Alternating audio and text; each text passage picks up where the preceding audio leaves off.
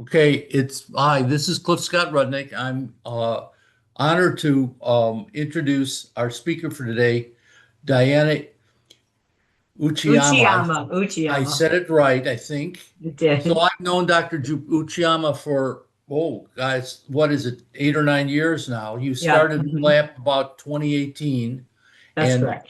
before that, she worked as an assistant deputy director before becoming the executive director in the Office of the Illinois Courts, and has also worked in several other places before LAP.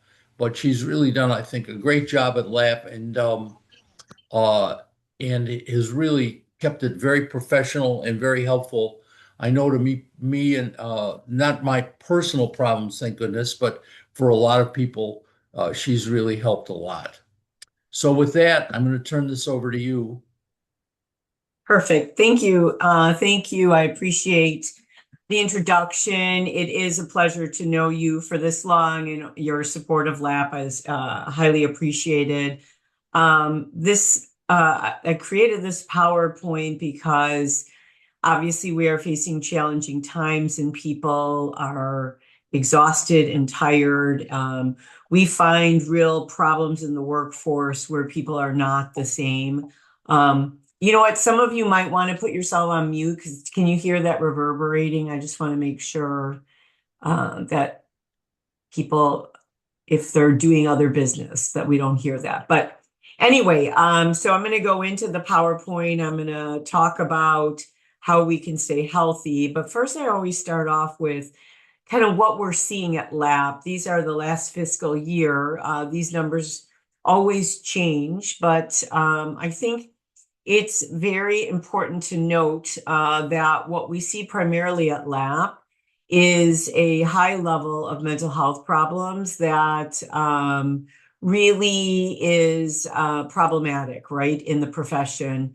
That more people access LAP saying I have depression, I have anxiety, I have bipolar, I'm suicidal, than people who say they have substance use disorders.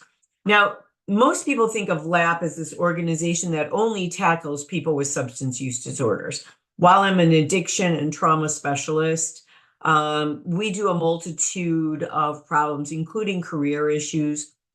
We just started a new support group, relevancy in and out of the law, as many baby boomers are considering retirement, but don't really know how to make themselves relevant in the next chapter of their life.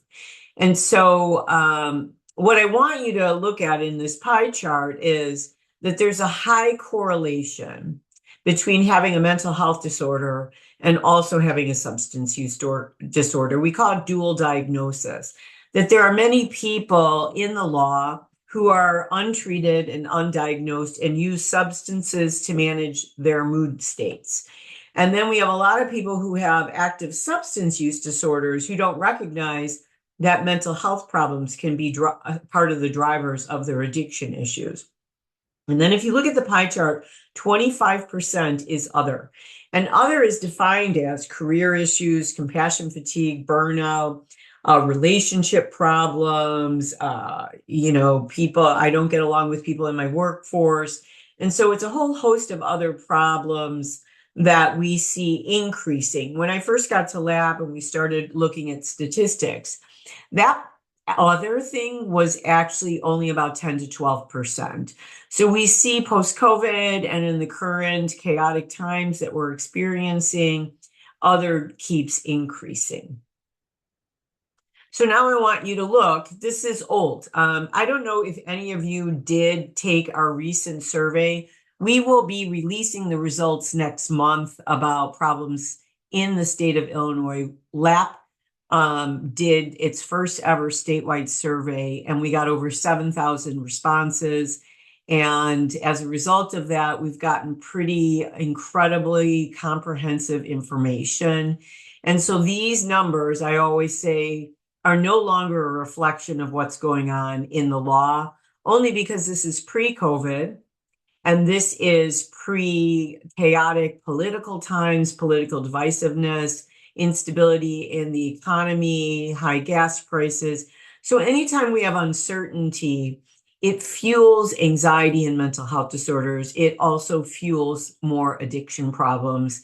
And so, I just use this still only because I want you to see that pre-COVID, pre-political divisiveness, pre-hate crime, we were seeing high levels of mental health and substance use issues, meaning in a survey across 18 different states, where almost 13,000 people responded, 21% indicated they had a problem with alcohol, up to 28% said they had a substance use disorder. 28% said they were depressed, and 19% said they had anxiety disorders. And then we had 23% who indicated they were under chronic stress. So I like to say that it's not having a problem that's the problem. It's not doing something about the problem that becomes the greater issue, right? And this is reflected in even when we could see a mental health provider and get into a psychiatrist or a physician with ease, we as lawyers and judges did not seek treatment at a rate that was appropriate given the problems we were experiencing.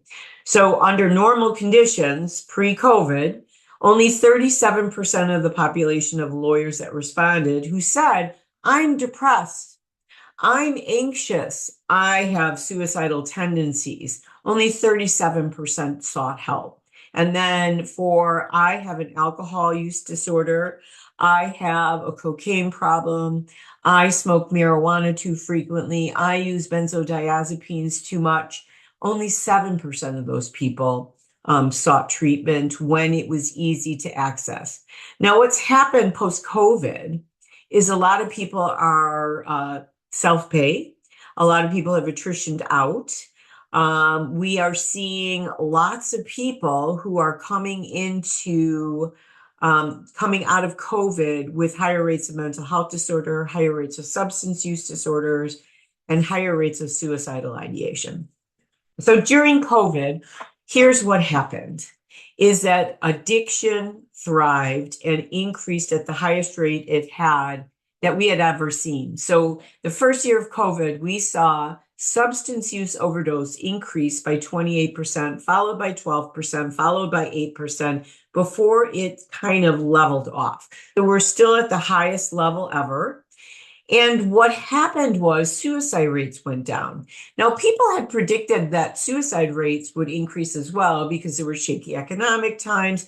But that did not happen because we were going through COVID and the uncertainty of COVID together as a country, but also amongst the world. And so suicide rates remained flat. And now post-COVID, with the highest rate of substance use disorders, we have seen an uptick in suicidal ideation and actual acts increase.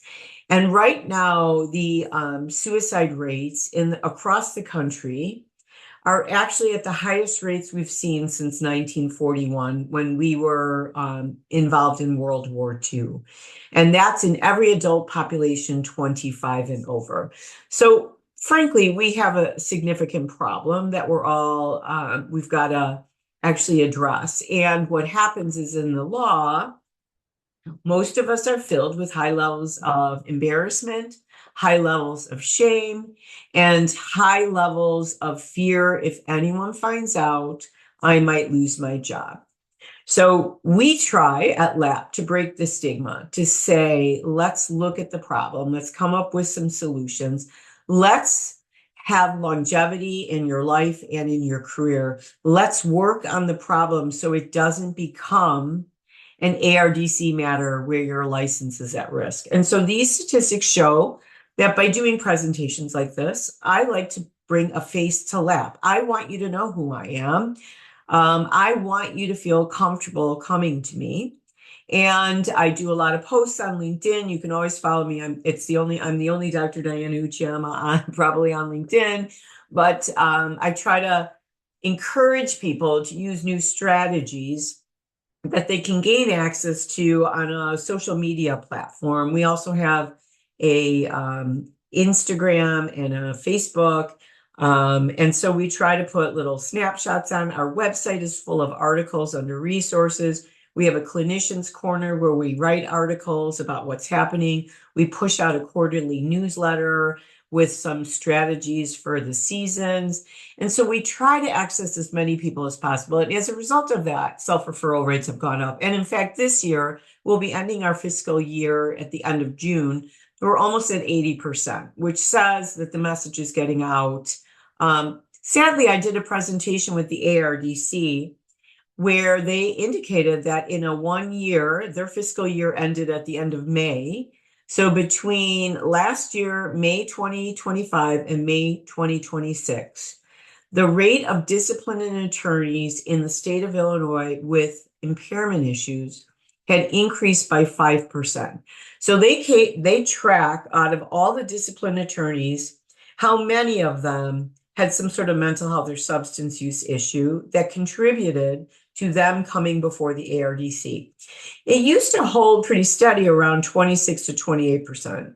But in the last year, it went up 5 percentage points to 33%, which tells you more and more people are suffering in our profession and need to have more access points in order to feel safe, that they can get care and it won't jeopardize their jobs. And across the board, this is always interesting.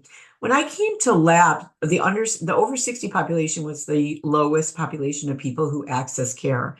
And as a result of some presentations, some articles, we have actually, it's one of the highest groups that outreaches where the baby boomers are retiring. They may have more health problems, cognitive decline, financial issues because they weren't good business people. And so also higher rates of addiction. So the baby boomers, unfortunately, are the only generation as they age that increase use. And that's the first time that we've ever seen that. So more people are going into substance use treatments. More people are having are on liver transplant lists because of the high rate of alcohol, marijuana, and other issues. And the problem is our body, as we get older, myself included, it doesn't process things as well. It also, anytime you use a substance that's not good for you, alcohol being one of the top addictive substances, it increases cognitive issues. And now there's a lot of data that shows that a lot of cognitive decline is related to regular and high rates of alcohol use across your lifespan. So last year, it's interesting, we had more men reach out than women. Less women felt overwhelmed. And, that can flip-flop on any given year. It's usually closer to 50%. So we'll see what the statistics end up this year. I'm not sure why that happened. And the work settings, this is not unusual. Billables with firms, solos with pressures. I can't keep it up. I can't do everything. I feel like I'm falling apart. Government agencies, students, people who are unemployed. But what we've seen is an incredible uptick in the judiciary as well, because Rule 21 was instituted by the Supreme Court. And now I think we have 3 to 4% of our cases are actually judges who are reaching out. So let's talk about compassion fatigue now that we went through some basic information related to the population of who we are.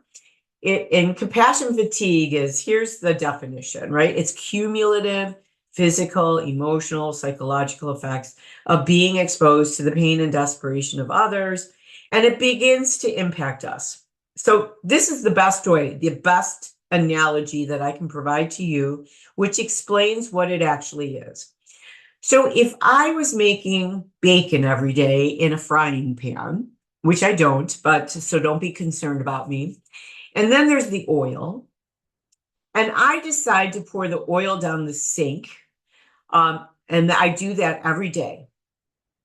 That's the cumulative effect. So for weeks, maybe even months, I can pour that oil down and then turn on the water and my drain works.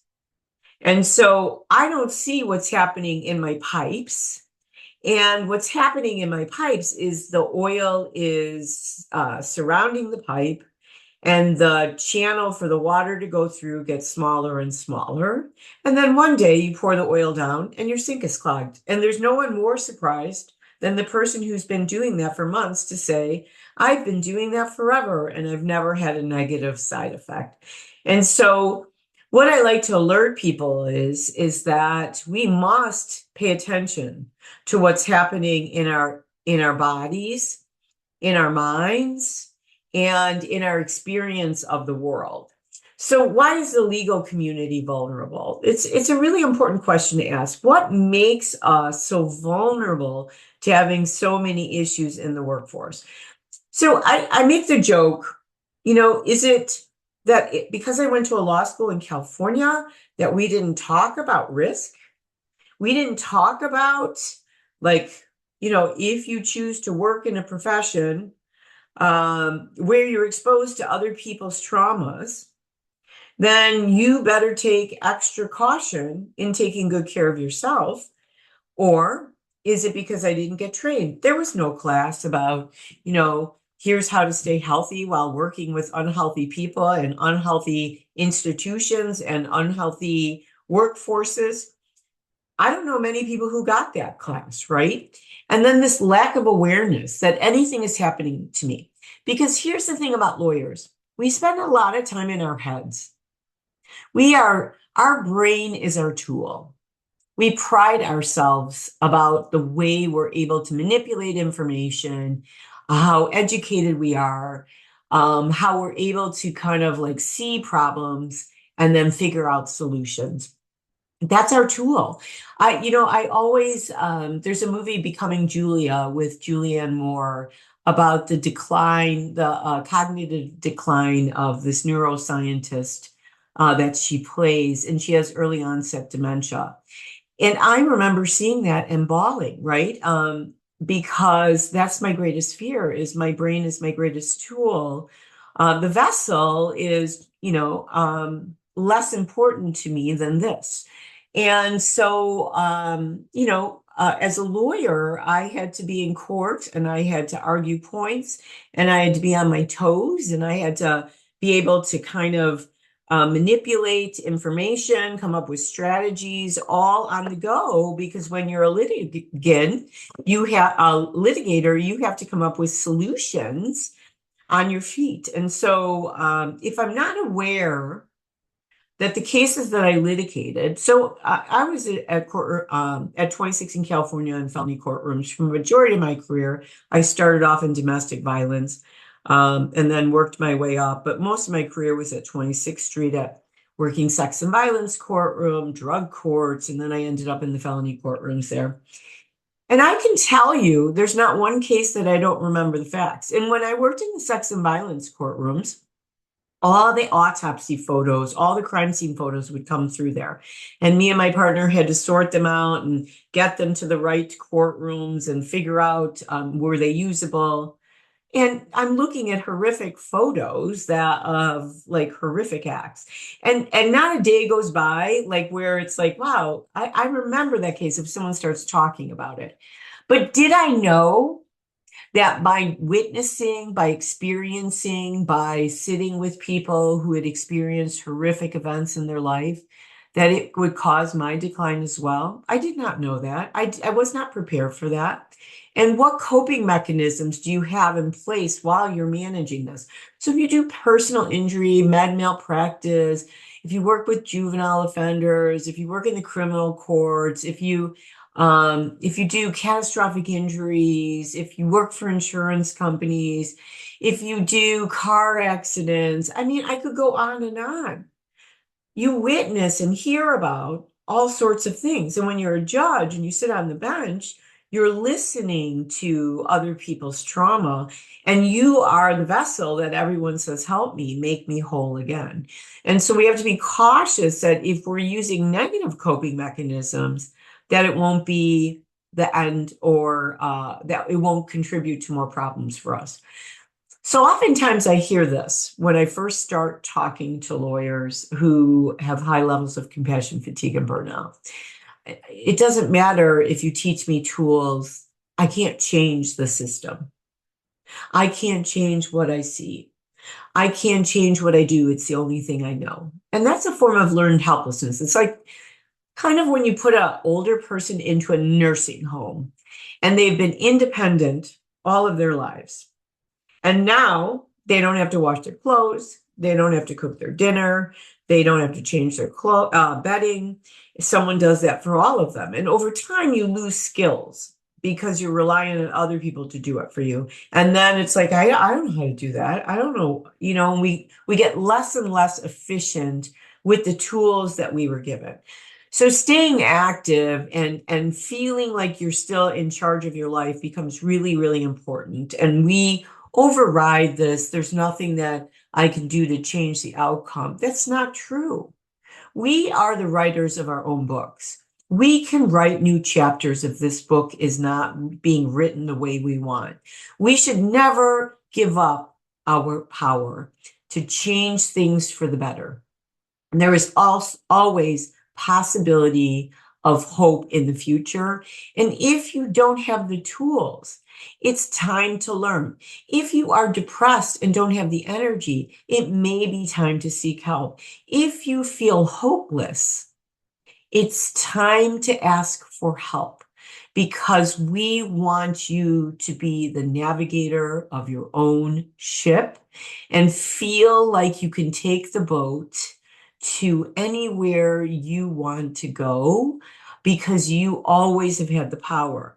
So what I like to do is say, hey, everyone, watch who you are. Watch what's happening to you. Pay attention to how others are perceiving you.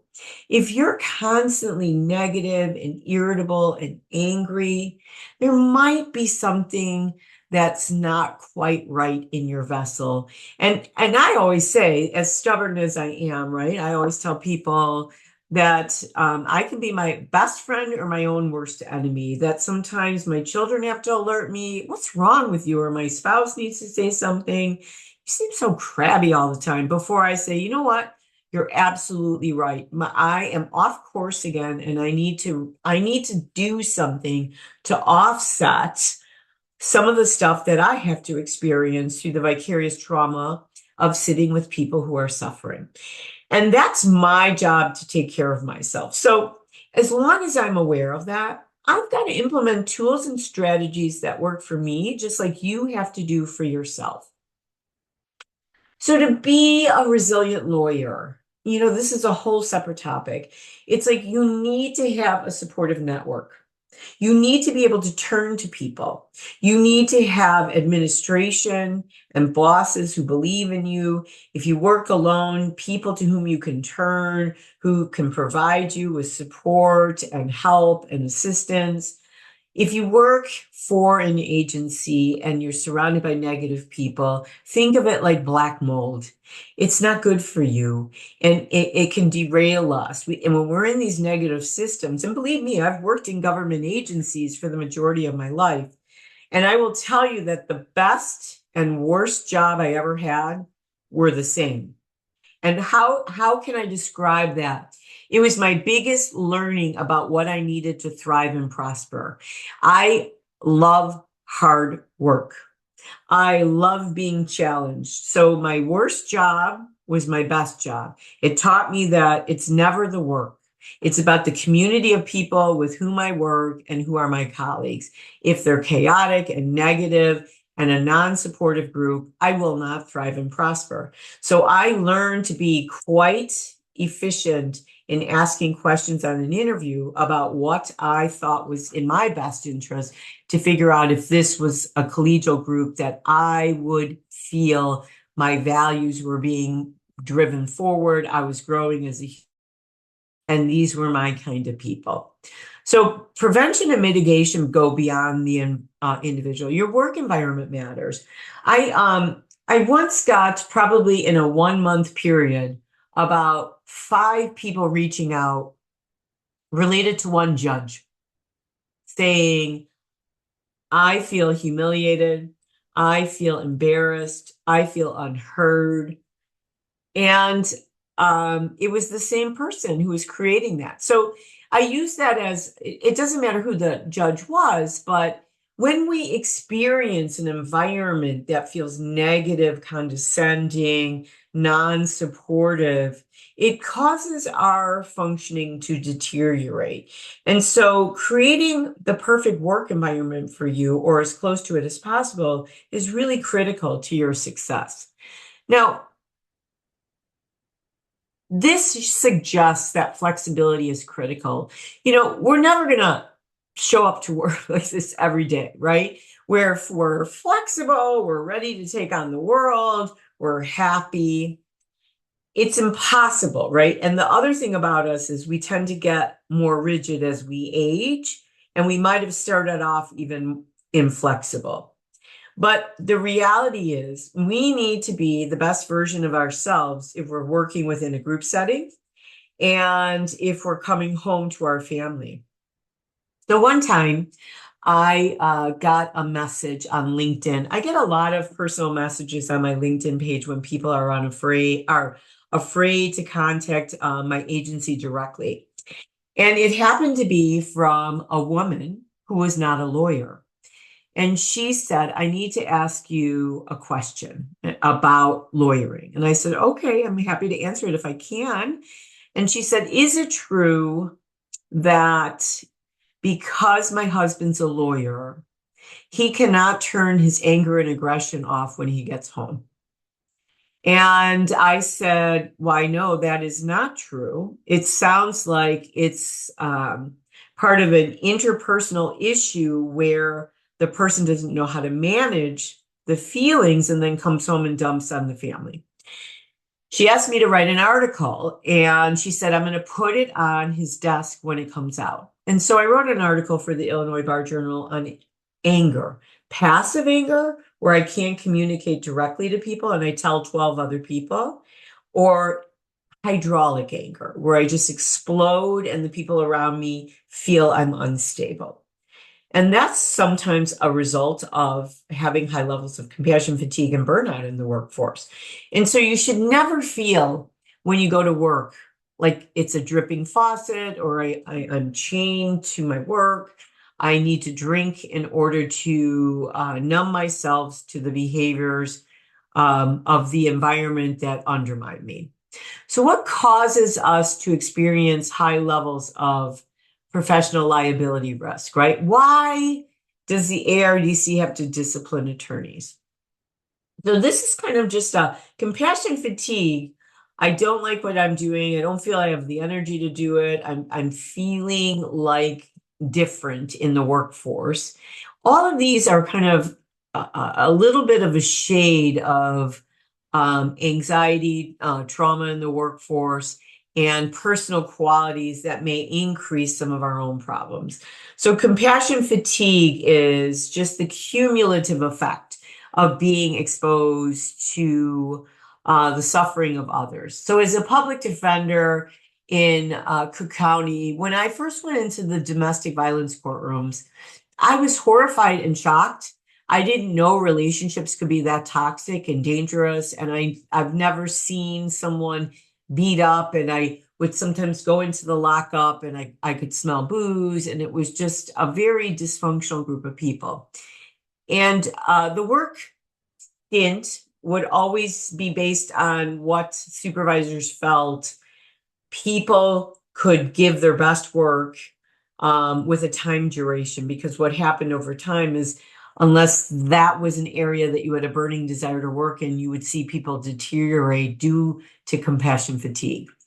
Vicarious trauma, I do statewide trainings on this. I do a lot of trainings on vicarious trauma, grief and loss, is the exposure to the trauma of others, not just the suffering of others. So for instance, if I represented a woman who experienced a horrific accident while they were in a home improvement store, and it caused brain damage and a spinal injury, and I've never forgotten the circumstances of it, that would be vicarious trauma. In the story of this person, I'm kind of experiencing her trauma, and it's impacting who I'm becoming.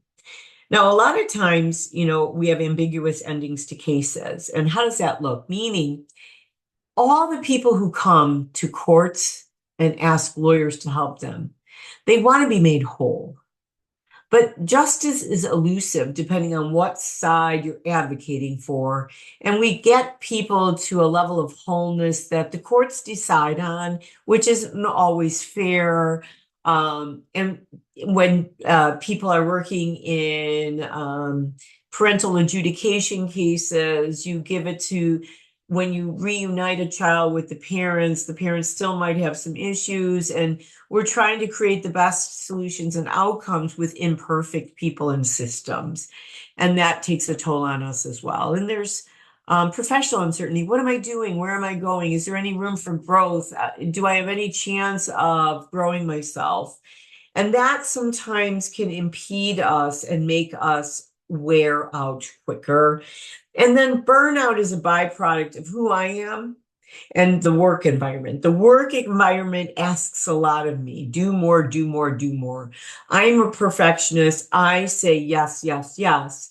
And so the concept of who I am in being a perfectionist with competitive nature, who's ascribing to climb the ladder in whatever law place I'm working in, combined with the pressures of the workforce and lead to high levels of, I call it flame out, where I no longer have the energy. I'm engaging in high levels of maladaptive coping mechanisms, and I'm a shell of myself. So here's 7 areas of burnout creation and prevention. Work overload, lack of control, insufficient reward, breakdown of community, unfairness. One of the biggest things I see is values conflict. Um, Look, most of us are not going to become wealthy being attorneys. I hate to burst the bubble. We can make a really good living. We have to put in long hours sometimes. But true, like, unless you're a personal injury attorney, unless you're in certain areas, med mal, you may not have that really huge income. And so a lot of times we're working really hard and we don't get the side effect of the money. And I think that's for most things that we do nowadays. But the inherent feeling of unfairness in the workforce, other people get promoted, it's politically motivated, it's not based on integrity or hard work or values. I don't know, based on who I am, what am I doing to add value that I believe in? So, for instance, if I am, and I'm going to use myself, a compassionate, empathic person whose outlook, this is my outlook, that there's a lot of good people who make a lot of bad mistakes along the path. That we can change people's lives by giving them new tools and new resources. And then you ask me to place compromised people into jail or institutionalize them. That's going to be hard for me, right? I like to give people chances to grow. And so I've got to figure out what my values are and find workforce beliefs and values that align with mine, and that will extend the longevity of my career. And that's based on the goodness of fit or lack of fit between the person and the job. Now, you can find the perfect aligned values job and then have a terrible boss. And then it could be, I can't do this work anymore. So sustaining the professional self is a complicated greenhouse effect. We've got to increase our own belief in professional success. And when I say our own belief, so as a public defender, I didn't get to choose my cases. I didn't often, I mean, I did often, I would use my skills to talk to clients about what was in their best interest. But oftentimes I would come up against people who had an unreasonable belief that a bench or a jury trial would find them innocent of the charges that they were convicted of. Now, if I based my inherent value on I won or I lost, I would feel really demoralized by my work, right? And the way I look at it is if I argue, if new things, if I find new case law, if I worked really hard and my client was satisfied despite a negative outcome, that's professional success. So we don't always get the accolades, we don't always get the win, but it's in the small ways we chop up what we're doing about defining professional success in our work. And then is it meaningful to you? During COVID, we had a lot of people attrition out of the workforce because they didn't like what they were doing. And we had a lot of women who actually demoted themselves because they couldn't keep up with the responsibilities of their children and of work. And then they recognized it wasn't worth it. And we still have a lot of people who are underworking based on their skill levels because they've decided that having more work-life balance is more meaningful than getting promotions. And I worked with a couple once in therapy where they were very high achieving in different areas, and they both were always aspiring to the next level, to the next level. And then they got to the highest level, and they came because they were both dissatisfied with their life and their ability to juggle and manage their home life with their work life. And we had to reevaluate it. Despite that was a goal, is it meaningful anymore? And are you able to have the most success that you wanted in both areas of your life? And so, we had to talk about that to figure out, should both of you be successful at the same time if you're defining that as success, or is it that you've realized that that's not what you want? And so we work with people to figure that out, thinking long term. Who are you? Where are you growing yourself? Here's the thing. We should always think of ourselves as a living being that requires water and food and shelter, and then infusion of something to keep us excited about our future. So Cliff told me he's going to Ireland for the first time since he first passed the bar. And traveling and trying a new hobby and doing something different and finding passion outside of the work is about investing in self or learning a new area in your workforce that could add value to your resume, but also add value to your life, because we should be thinking of ourselves as lifelong learners. I just took up Pilates during COVID. I never had done it before, and I loved it. It was something new and different. I challenge myself all the time, especially when I feel stagnant in another area of my life, that I've got to create excitement and passion when other things are less exciting and passionate. Maybe things are just not as fun in the workforce for right now. Then what am I going to do to create energy somewhere that fuels me able to get through a difficult time?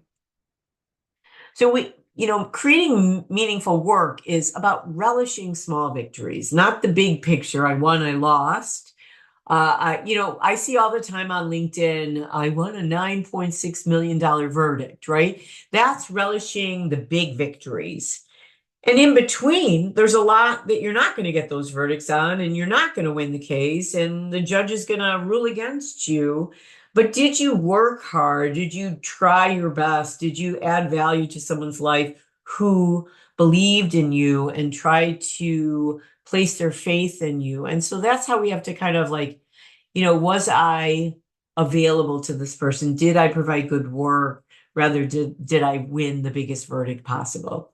Increased experiences of professional success, right? You need to create a template for yourself.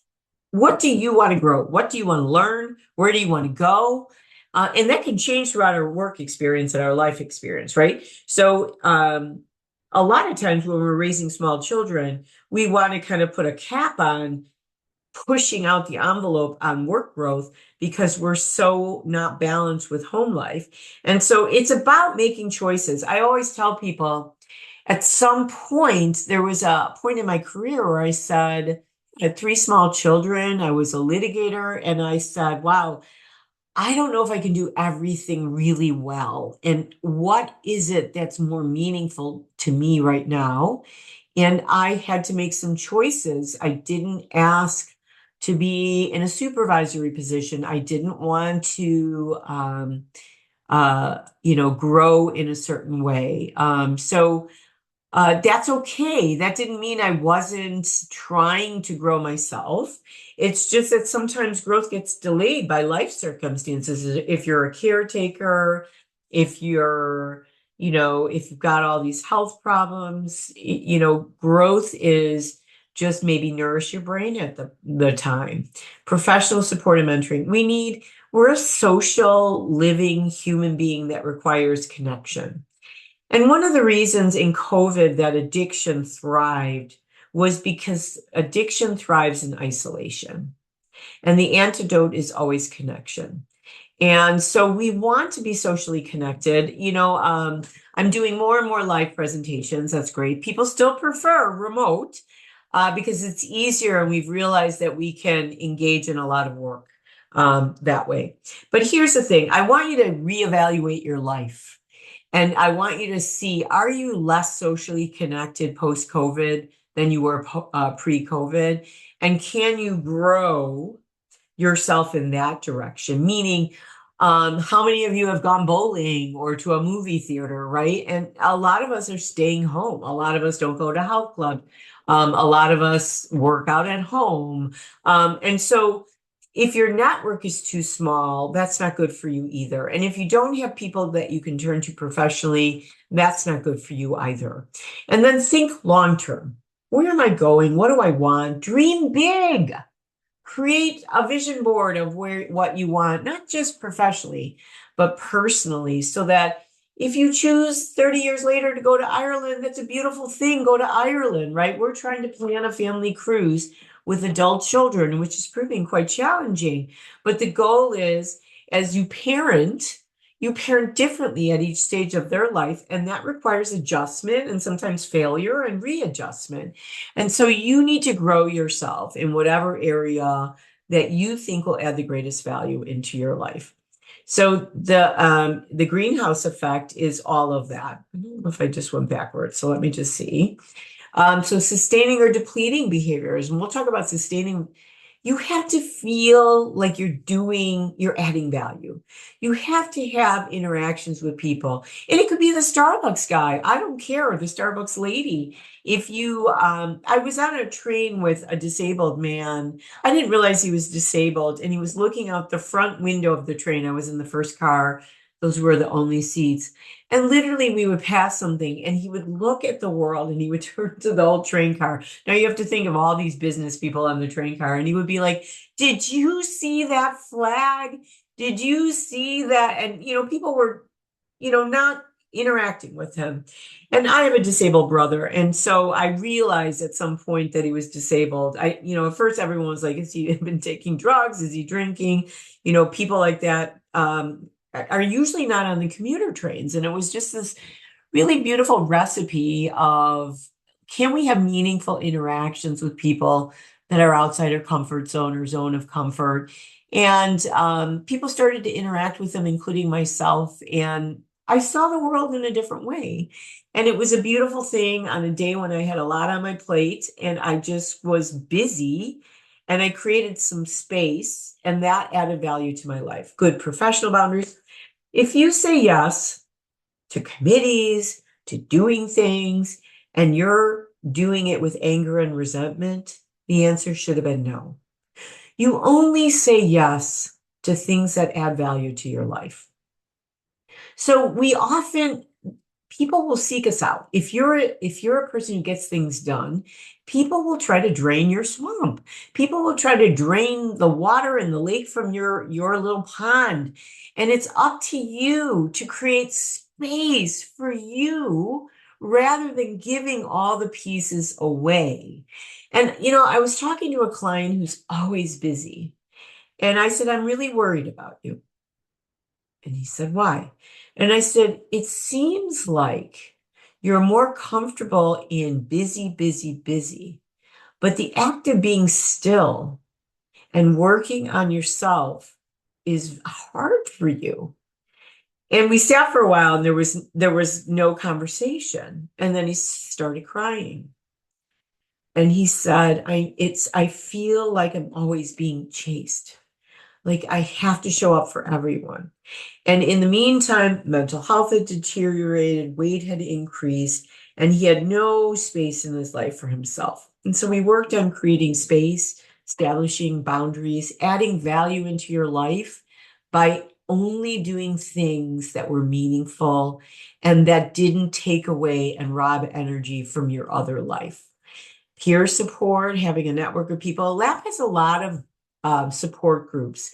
We often see people who come to us who need a network of people. They don't have that in their own work, whether they're a solo practitioner, whether they're operating in silos. And the point of that is so that we feel connected to other people, that other people care about us, that we care about others. Have work in places that have low conflict.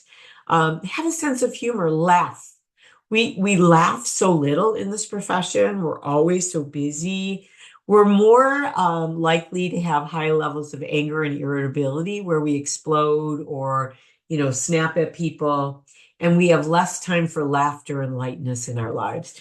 And then create your growth template and look at yourself as not just the money that I'm receiving, as the external validators we often rely on, awards, verdicts, winning. Those don't fill up your bucket. The internal, am I a good partner? Am I a good parent? Am I a good person? We need to fill up our own bucket. We get addicted to people telling us how valuable we are. And the only way to fill up our bucket is to focus on what value am I adding that's mine to this world, to my family, to me. So the four dimensions of health, if we were to summarize it, are you taking care of your vessel? Are you using it in the best way possible? And it is this with the brain and the body, it's a use it or lose it phenomena. Now, all of us as we age, I just talked to an aging attorney who, he's trying to set up an appointment and he said, oh gosh, I've got a doctor's appointment for my back. I've got something for my eye. As you age, certain things just become more problematic. But I love my work. And I was like, wow, that's incredible. So the brain is functioning. My guess is that the person is outreach related to relevance outside of the law. And how do we create something that feels good there? Because sometimes people don't feel valuable anywhere but the workforce. And so they stay longer, even if physically and mentally they're declining. Is your intellectual health be challenged? Take a class that's outside your comfort level. Learn about something. Is your spiritual health being valued? Whether you believe in a higher power or you believe in values, or it doesn't matter whether we're an atheist, agnostic, spiritual Buddhist, a Jew, or a Catholic, or an Episcopalian. The reality is, what makes you get up every day? Why do you think you're here? What is the point of your existence in the very short time we have? And the Buddhists have their philosophy is the impermanence of life, that we are here and then we are gone. And to make the most of the time that we have here and not just doing work and meaningful work, but growing ourselves and being present in our bodies and nourishing self. So emotional and social health, are you healthy? Are you in healthy relationships? Are there toxic people in your world? Are you being drained more often than filled up? And it's really about creating templates. Like, there's energy suckers, there's energy vampires, about creating boundaries to give them less access and space to our own energy levels, right? Our job is every day we wake up and we say, who am I today? Because it all fluctuates. How much energy do I have? What do I need to do today? And do I have enough energy to do the things that I can't take off my plate? And then if I don't, how am I going to add energy sources in? And it could be that we've got to take a walk, that we've got to get outside, that we've got to do a breathing exercise at our desk, that we listen to inspirational music to get our head in a good space, that we nourish our body with good food rather than bad food, that we watch our use of, bad substances that are not good for us, that we don't over caffeinate, that we prioritize sleep so that we can be as good of a vessel as we can each day. So to create practitioner resiliency, one is a story. We all have this facade. This looks like a lawyer, we'll say. But underneath it, who is this man? When I showed you those earlier statistics, like 1 in 4 people has a substance use problem, maybe 1 in 3. So does he? And 1 in 4 has a mental health problems. Is he one of them? Does he have interpersonal problems and career issues? You don't know that based on the facade. And so we have to recognize that despite who we present, if we are suffering inside, if we are not well, it's our job as a self-policing agency to take care of ourselves, to manage ourselves, and to watch out for others. So I post a lot of things on my LinkedIn page about nurturing self, right? So one day, it was like a Sunday night, storms were rolling in. I had so much to do in the next week. And I'm not normally an anxious person, but I felt a level of discontentment, irritation, and that I wasn't in the right headspace on Sunday to get through the week in a healthy manner. So I went outside, and it was before a storm, and I went down a pine pathway with my 3 dogs, who you'll often see on my LinkedIn page. And I took myself outside of my body. I focused on my heel to toe, heel to toe, heel to toe.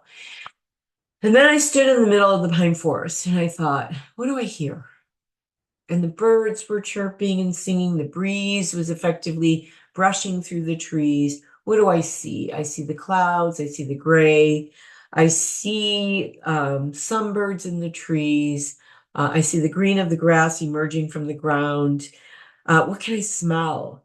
And by the time I was done with the exercise of mindfulness, right? So a lot of people can't do breathing exercises. We have to create templates that work for each of us. You can do a grounding exercise. Can I feel my feet in the ground? What does the wind feel like against my skin? They're very simple strategies. I walked out of that pine forest with my dogs and I felt 100% better. I felt like I can do this. I'm in a good place. I need to really nourish self. I need to prioritize sleep this week. I got this. And that's how I tackle things. Work-life balance, sometimes it gets wonky. It's never going to be perfect. It's like the scales of justice. Sometimes you're going to be stressed too much and not prioritize your home life. But the goal is to get to the middle as often as possible, right? Your clients will always need you. Your work will always need you, but you need you. So create some space so that you can function and thrive optimally while doing this very hard work. Have a mentor. Have someone to whom you can turn to discuss, like if you're unsure, if you don't know how to do something, if you feel confused, if you feel overwhelmed. Pro bono work is on here. It's usually for people in big law firms. I wouldn't suggest it for most of the grinders who do all the hard work, right? Where you have your own practice, maybe 1 a year, but you've got to be careful with not overdoing and giving yourself away. And that's usually related to values-based work, that do something that makes you happy in the work that you're doing if your work doesn't feel satisfying enough. And then I would tell you that if your personal life or professional life is being impacted, it's time to seek professional help, right?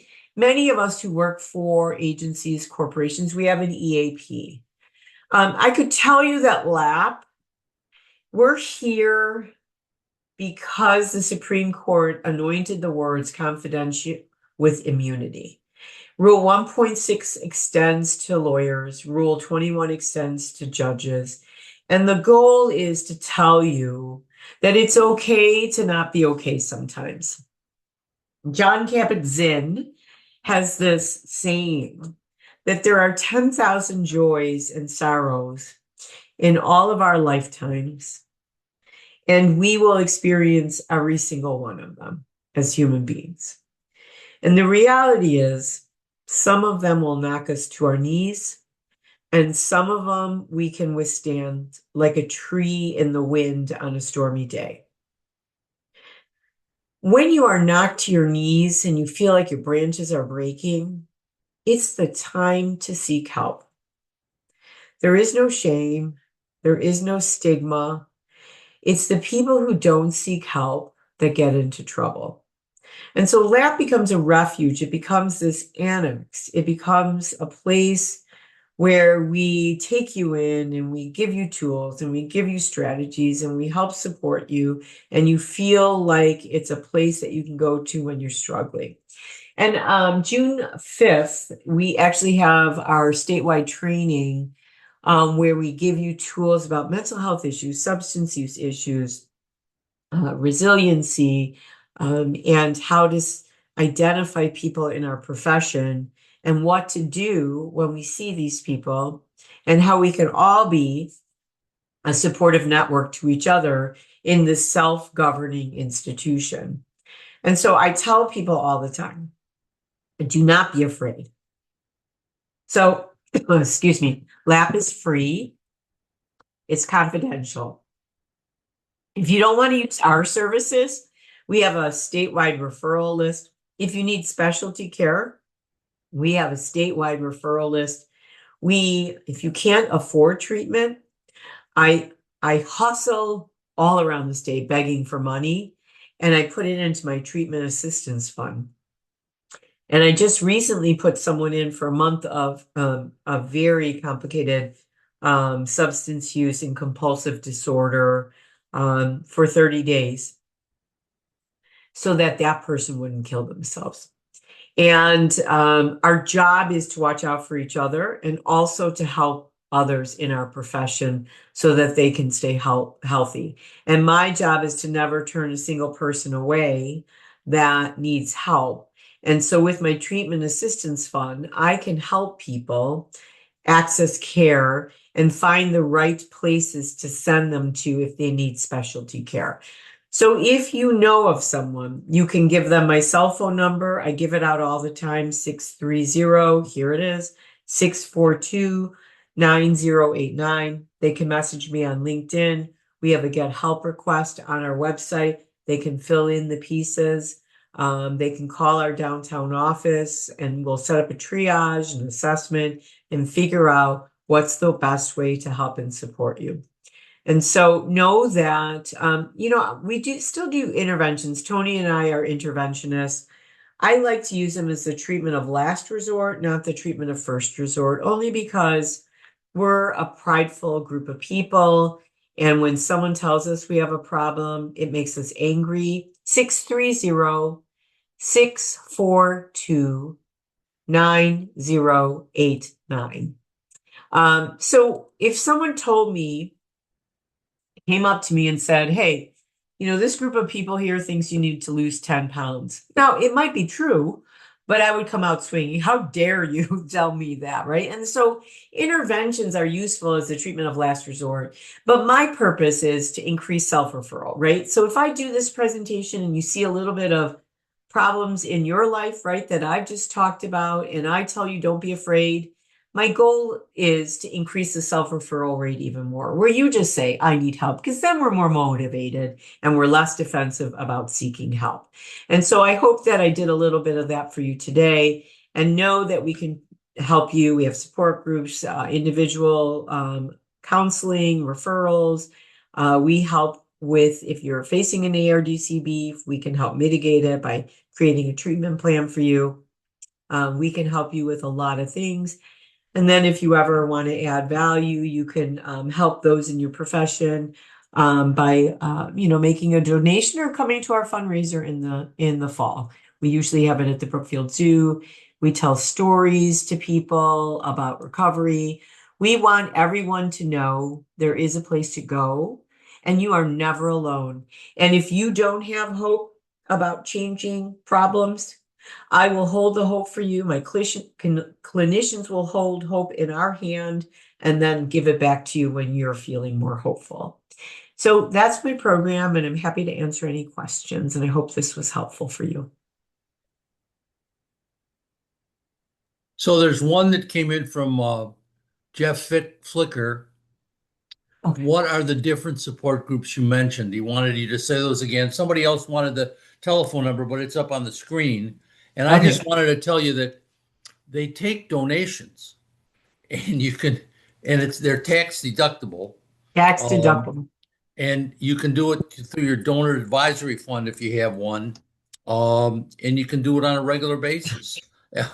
You know, it's not run for free. They're subsidized to a degree by the Illinois Supreme Court through your payment of your annual registration fee. But there's still time to give some other money. They use it and they use it well. Um, and I know that what Diana said about the confidentiality, it's the same attorney-client privilege that you have with clients. And you can call LAP, but you can also call any other attorney and ask them for advice on an ethical or a substance abuse issue. And most of them will try to direct you to LAP or one of the other programs. And you always call me and write to me. So with that, we got very Uh, few questions. So you must have yeah, just given I everybody must a lot have, of I must have information. solved everyone's problems. But the support, we have a men's group, we have a women's group, we have a young lawyers group. We have aftercare group for people who are in recovery. We have a creating relevancy in and out of the law. We have an anxiety and depression support group. And we're always expanding that to provide more opportunities for people to have a group of people to whom they can turn that might support them. And those are all clinician run as well. You can go on our website at illinoislap.org and you can see all the information on there. And Cliff, your beard does look good. Well, what happened is I didn't bring my razor to Argentina last year, and so I decided to grow it. And I hadn't grown one since I was a hippie in college, and I kept waiting for it to come in red, but it has not done that yet. I don't know why. So now we got the questionnaire. So please be sure to fill it out before you leave. And Aviva, we got anything else?